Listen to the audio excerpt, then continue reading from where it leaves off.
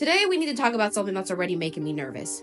Quinn and Vanessa Kirby have made some comments about their upcoming Fantastic Four film, and I've got one question. Why is Hollywood allergic to source material? They're already teasing modernized versions of their characters. Quinn says Johnny Storm won't be the classic hothead, and Vanessa Kirby mentions wanting Sue Storm to be more grounded and real. And I'm just sitting here like, have either of you actually read a Fantastic Four comic? Look, I get it. Times change, characters evolve. But modernizing doesn't mean gutting the identity of a character. Johnny Storm is a hothead. That's not a flaw, it's his personality. He's impulsive, fiery, literally, and yes, sometimes a pain in the butt. But that contrast is what makes his dynamic with Ben and Reed and Sue work. When you sand down every edge to make characters more relatable or grounded, you lose what made them iconic in the first place. Not every character needs to be reinvented like it's their first day on a therapy app. And Vanessa Kirby saying Sue should be stronger or less of a damsel, girl, Sue Storm hasn't been a damsel since the 1960s. If you've read John Byrne's run or Jonathan Hickman's, you know Sue is often the emotional and tactical core of the team. She's a powerhouse who can crush a villain's lungs with her force fields and do it while keeping Reed from spiraling into a science hole. This mindset that Sue Storm needs to be updated to be relevant is honestly outdated. This is the core of the issue. Too many actors come into these legacy roles and immediately start talking about how to change the character before they even understand them. Can we normalize reading the comics before running your mouth? I'm not asking for a thesis. Just read Mark Waid's run or Stan and Jack's first 100 issues.